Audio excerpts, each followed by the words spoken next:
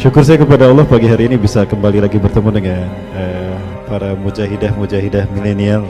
Ya, kenapa disebut milenial?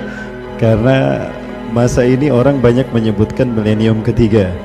Dan milenium ketiga ini adalah milenium terakhir dari peradaban manusia akhir zaman. Karena milenium ini sendiri belum tentu kita tuntas. Mungkin tidak sampai setengah milenium ketiga kita bisa berada di muka bumi ini.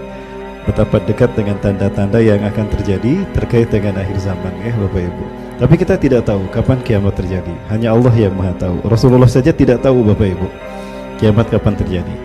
Nah, yang Rasulullah tahu adalah kiamat itu terjadi di hari Jumat, di waktu pagi, di waktu fajar. Ya, sekarang hari apa? Selasa, Rabu, Kamis, Jumat. 3 hari lagi hari Jumat. Baik. Salawat dan salam sudah dilimpahkan pada uswah kuda kita Rasulullah Muhammad sallallahu alaihi wasallam, Nabi dan Rasul yang telah mewariskan kepada kita risalah Islam, yang kita yakin dengan risalah Islam ini kita bisa mulia, ya, sebagai makhluk yang terbaik. Ya, Bapak Ibu rahmati Allah, perlu kita tegaskan di sini bahwa Allah menciptakan manusia itu dalam kondisi yang mulia. Ya. Kalau saya tanya Bapak Ibu, ibu-ibu yang rahmati Allah, mulia mana manusia dengan malaikat? Mulia manusia. Malaikat bisa mulia karena tidak punya nafsu, kan?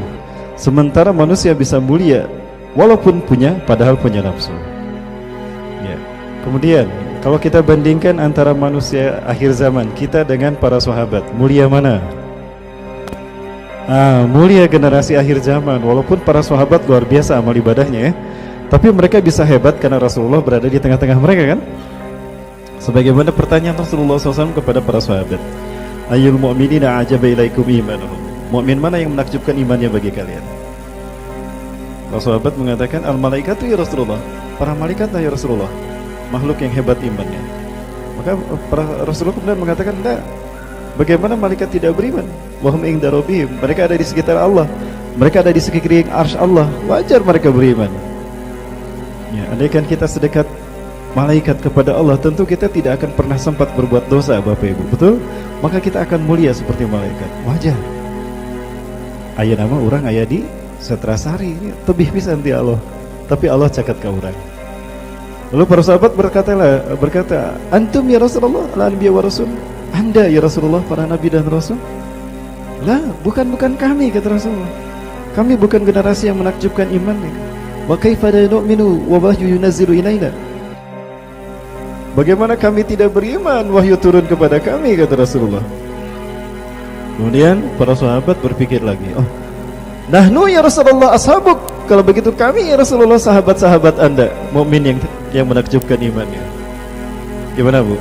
Kata para sahabat, wa kaifa tu'minuna wa ana baina azharikum. Bagaimana kalian tidak akan beriman? Aku ada di tengah-tengah kalian.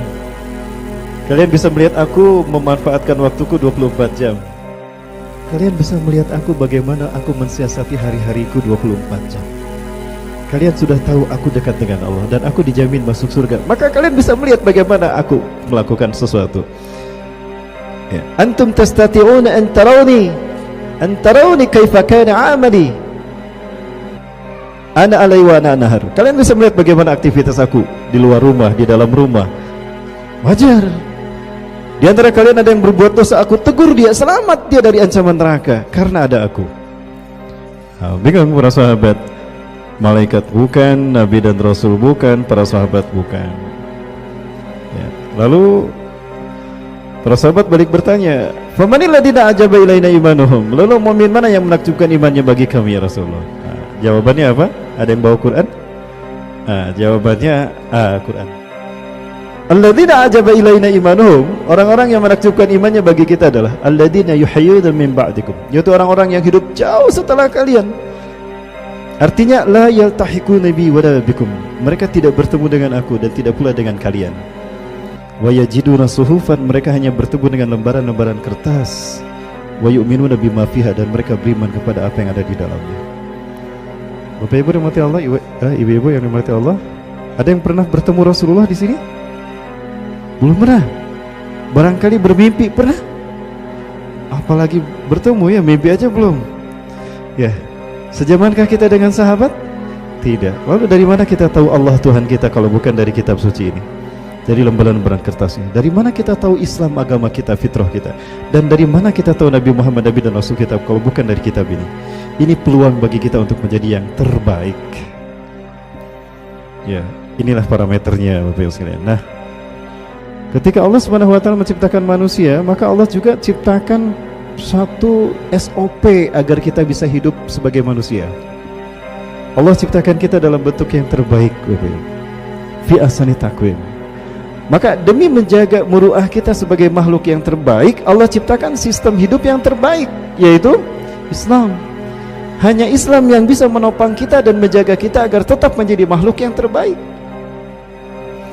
Jadi fitrahnya manusia hidup di dunia ini adalah di dalam Islam. Ibarat ikan lah, saya sering menyampaikan ini. Ibarat ikan fitrahnya di dalam air kan? Ya karena memang habitatnya air. Maka jika ada manusia hidup di luar Islam seperti ikan yang ada di luar air. Ada ikan yang bisa hidup di luar air?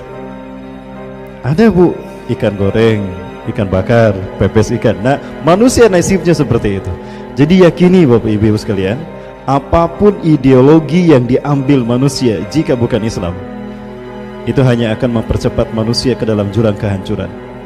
Maka apapun yang diraih oleh manusia, ya, kemegahan, kehebatan, kecanggihan teknologi, sains, ya, kehebatan bangunan negara, infrastruktur walaupun hebat, ya, hebat tapi nginjem, tapi